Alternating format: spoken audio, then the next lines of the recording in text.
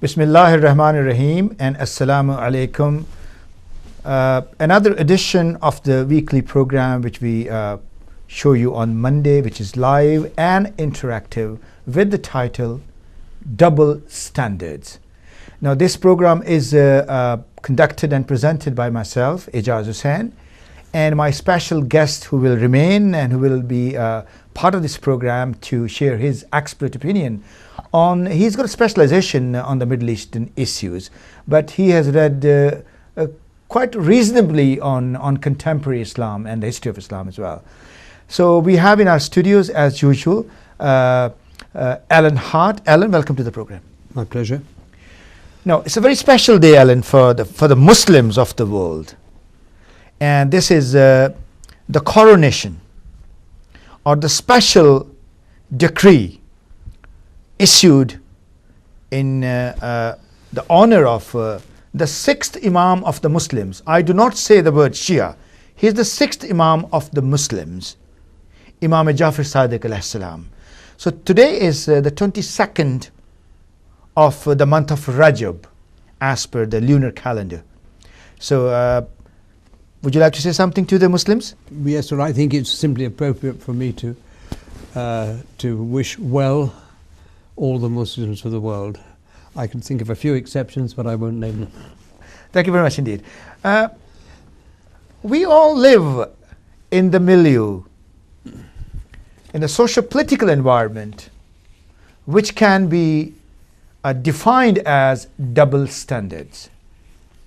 We live in double standards in our street, in our town, in our borough, in our country, in our region. But a lot to do when we talk about the term double standards. So we see the epicenter of that and the real materialization of that concept of double standards in the Middle East.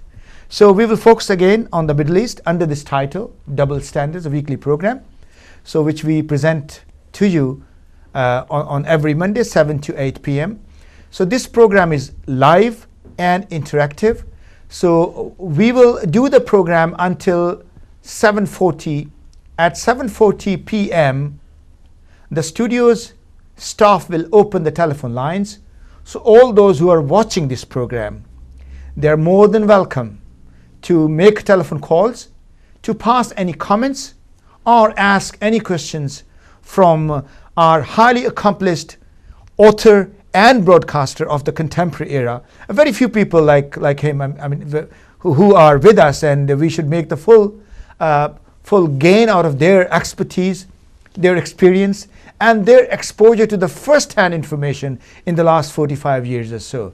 So starting with the elections were held in Israel on the 17th of March. Within the 6 weeks, as per the Constitution says, President Rivlin had to invite the leading winner of these elections to form the cabinet. And if he failed to form the cabinet, then he would ask the next one, and giving him a chance to form the cabinet. They say technically this is within the 6 week period. But it has got 7 weeks minus 1 3/4 hours. Absolutely, I can't agree more on that. So the cabinet has been formed. Interestingly, this is one of the weakest cabinets we have seen in the modern Israel. And again, 5 members of the cabinet, and there are 5 members of the opposition also. So what would you say about the formation of the cabinet? It's not only a weak government, it is the most right-wing and the most racist government that Israel has ever had. The truth is that it's no longer Netanyahu, Prime Minister, who's calling the policy shots for Zionism's Palestine policy. It's this guy called Naftali Bennett, who's the leader of the Jewish Home. Now, he's on the record as saying that he will do everything in his power to prevent the Palestinians having a state, and he has his own plan. And that is for Israel to annex 62% of the West Bank, to keep it for all time, to give Gaza to Egypt. Would Egypt want it? I doubt it, but that's his plan. And the Palestinians can have the remaining 38% in little bits and pieces here and there, but with Israel in overall total control. So my latest article, which is on my website, which is www.alanhart.net, I gave it a headline, Speeding Up the Countdown to Catastrophe. Mm-hmm. Now, there's one big question that this new Israeli government poses. What is President Obama going to do? Is he going to engage, or is he going to wash his hands and walk away from the Palestine problem? My guess is that he'll walk away. Now, he's probably going to do the deal with Iran, the P5+1, by the end of June. In theory, that gives him an opportunity to open a new, more wider page. Mm-hmm. My bet is that he won't. He'll use his same old tired excuse, I can't want peace more than the parties themselves. I mean, that's nonsense. There's one party that wants peace and there's one that doesn't. Mm-hmm. No, I think the headline of my latest article, Speeding Up the Countdown to Catastrophe, is correct. Mm-hmm. Okay, viewers, if you remember, last Monday when I was introducing Alan Hart, I said he's an accomplished author and he's a broadcaster with over 45 years of solid experience. Now, when we say he's an author, I mentioned his book briefly, and I brought with me, this is a 3-volume book that he wrote about 10 years ago. And it was first published as an American edition in 2009. So this is the book, which is called Zionism, the Real Enemy of the Jews. Now, as the title explains for itself, so I briefly went through some of the paragraphs, some of the chapters of these books, but I'm not in a position to comment on them. But this is the book, basically, which is very riveting. It really opened up so many secrets which hitherto remained to the public and even the ardent readers on the contemporary formation of the Zionist state in the shape of Israel.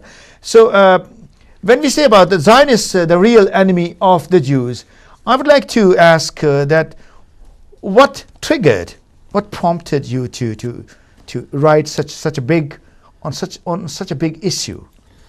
Well, in my television reporting days for ITN and then the BBC's Panorama programme, what you've got to remember, Ijaz, is people of my age came out of their mother's wombs programmed by Zionism's story. And I don't mind confessing that throughout my television reporting days, I basically peddled that story because that's what you're brought up with. I didn't begin myself to get near the truth until I started to engage with Yasser Arafat. I needn't go into it now, but I became the link man in a secret exploratory dialogue between Yasser Arafat and Shimon Peres. And I spent a whole year living with Arafat and his top leadership colleagues to talk their story out of them for my first book, which was called Arafat, Terrorist or Peacemaker. So my awakening to the truth came quite late in my life. But I mean, to me still, the most amazing thing about this conflict is Zionism's incredible success in selling a complete package of lies about this conflict. I mean, let me just touch in a sentence each on the three main lies behind this conflict. It is said that this is a conflict about two peoples with an equal claim to the same land. That's absolute what President Carter called BS, and you know what BS stands for. Mm-hmm, mm-hmm. The truth is that almost all Jews who went to Palestine in answer to Zionism's call had no biological connection whatsoever to the ancient Hebrews. So the notion that there are two states, two peoples with an equal claim, is nonsense. The second great lie is poor little Israel has lived in danger of annihilation. As I document in detail through the 3 volumes of those books, Israel its existence has never ever been in danger from any combination of Arab forces. I think I mentioned last week when we talked. The truth is that when Israel closed the Palestine file in 1948, the Arab regime secretly wanted it to remain closed. And the third big lie is Israel has had no partners for peace. And that's another enormous lie. As early as 1952, President Nasser was looking for an accommodation with Israel. But it was Arafat who prepared the ground for peace. And King Abdulaziz was still alive, 1950, because he died in 1953. Yeah, yeah. No, Nasser actually had correspondence and dialogue with Moshe Sharet, who was Israel's foreign minister at the time, and in my view, the only completely sane Israeli leader there has ever been. But that came to nothing. But it was frankly Yasser Arafat who prepared the ground on his side for peace on terms which any rational, and I repeat, rational, government in Israel would have accepted with relief. The problem in Israel, dear Ijaz, is that most Israeli Jews have been so brainwashed by Zionist propaganda that on the matter of justice for the Palestinians, they are beyond reason. Mm-hmm. That's the sad truth. And, you know, the catch-up truth with that can be simply stated. What a peace process needs is for all Israeli Jews to admit that a terrifying wrong was done to the Palestinians by Zionism. Unless they can cross that threshold, there is no chance whatsoever.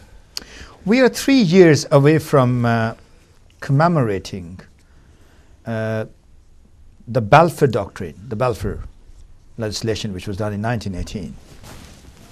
Bearing that in mind, at that time, Jabotinsky and Herzog, they were very, very strong. To what degree we can say Benjamin Netanyahu is a legatee of Jabotinsky? Oh, almost completely. I mean, his father was Jabotinsky's secretary for some years. Yes. But even more Jabotinsky than Netanyahu is this guy, Naftali Bennett, who leads the deluded, demented settlers. But you mentioned Balfour. What is interesting about the Balfour Declaration is why really did Britain give it? I go into detail in this in my book. I don't know if you know, Ijaz, but that was given in November 1917. Britain was close to losing the World War. The Admiralty actually prepared a paper saying within a month we may have to surrender because the German submarines were sinking all of our stuff and we weren't getting the supplies in. So one of the reasons why we gave them the Balfour Declaration was for the Zionists to use their influence in America to bring America into the war. Another aspect of it was we wanted the Zionists in the Russia to keep Russia in the war because Russia was wanting out of the war. So there are all sorts of reasons, but there's one more reason. The British government, including Balfour, was pretty anti-Semitic. And from the late 1890s, about 3 million Jews left their Russian homeland because of pogroms and persecution, coming to America and Europe. And the settled Jews of those countries didn't want these Jews pouring in. They were frightened that they would, create anti-Semitism. So another reason for giving the Balfour Declaration was to say, look, okay, Jews, go somewhere else, don't come here. I think the ground was prepared quite amply by Benjamin Disraeli, who was the Prime Minister from 1874 to 1880. And then again by Salisbury in the late 1890s. And then, then obviously... It's more than that. I mean, Zionism is really a British creation, a British so-called Christian creation. That's the truth. So anyway, I mean, you're talking about Naftali Bennett, and he was the man, he was a kingmaker basically.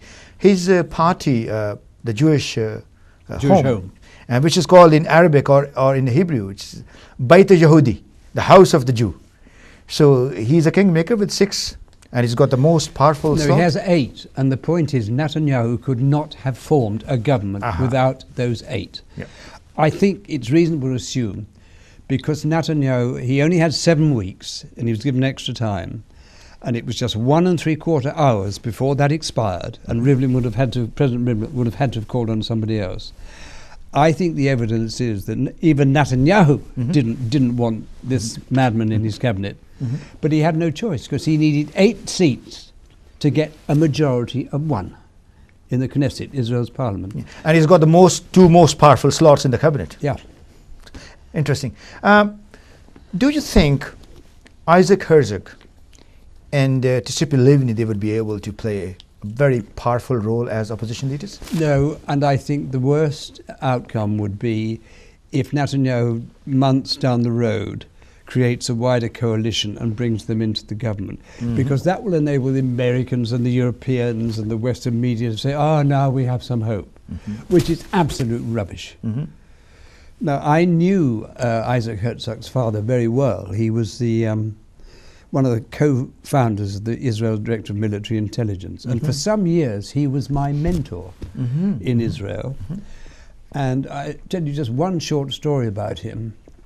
In the 67 war, I was the first correspondent at the banks of the Suez Canal with the Israelis. But just before I left to go to war, I had a conversation with Herzog, Isaac's father, and he said to me, you know, if Nasser hadn't been stupid enough to give us a pretext to go to war, we'd have invented one in a year or two. Oh, excellent. Now, a very important question that comes to my mind is that in the United States, the senators like Tom Cotton, Republican from Arkansas, now he is pushing, he's trying to attach a precondition for Barack Obama that before he signs the final agreement with President Rouhani of Iran, the precondition is that the Iranians, they will have to acknowledge Israel as essentially a Jewish state. Do you think? Well, he knows that would kill achievable? the deal. There's no way Iran can do that. Is there? No, I agree with that. I agree with that. So bearing that in mind, so this Republican hawkish leadership in the Senate and in the House of Representatives, would they be able to impact on that decision? But Ijaz, what's fascinating about American politics, for many years it was the Democrats who were in greater need of the money from the Zionist lobby and its sources. And they were the ones who kissed the Zionist lobby's backside more than anybody else. But in the last, since George Bush and his second term, we're seeing a transition. It's now the Republicans who are taking most of the Zionist money funded by this casino billionaire, Adelson. I mean, I read a couple of articles recently with American writers saying, let's face it, Adelson owns the Republican Party. Well, he wants to bomb Iran, among other things. But the thing to understand about America is that it's the least democratic country in the world. What passes for democracy there is for sale to the highest bidder. And it so happens the Zionists and their associates are among the very highest bidders. But would you, having said that, would you give credit to President Obama and Secretary John Kerry for making things happen? No, what have they made happen on Israel-Palestine? They're opposed to the expansion. No, I'm talking about Iran, the Iran issue. Oh, yes. Agreement. Yes. They deserve Absolutely. some credit for that. And I think that they will pull it off. I think Iran will have to compromise a little on the amount of sanctions that come off at once. Because they can't all come off at once, because that would be Obama committing suicide. But I think Obama really seriously needs a deal. I think he would really like to tell Israel to go to hell. But he can't do it. He's in no position to do it. So the government of Israel, and previous what we saw about 3-4 months ago, that they collected the taxes from West Bank, and they took those taxes in the coffers of the Zionist Ministry of Finance, and they did not give a penny out of those taxes to the... Well, that was to blackmail the PA. So do you think in the future this will carry on? Yeah, it almost doesn't matter. The Palestine Authority, in my view, is basically a collaborator with the Israeli government. It's very corrupt. Now, my view, and there are actually some very thoughtful Palestinians who support this and have said so in response to various articles I've written. We had the heavyweights like Saab Arakat and Hanan Ashrawi in the 1990s. They did not play any role. They remain on the media headlines, but...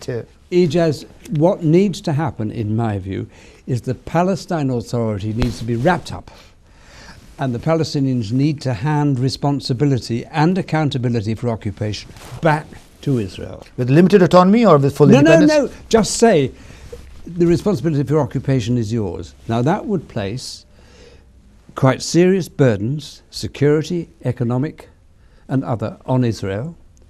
But it would also expose Israel more to the world's fury and anger, because it alone would be accountable for its occupation. Mm-hmm. Mm-hmm.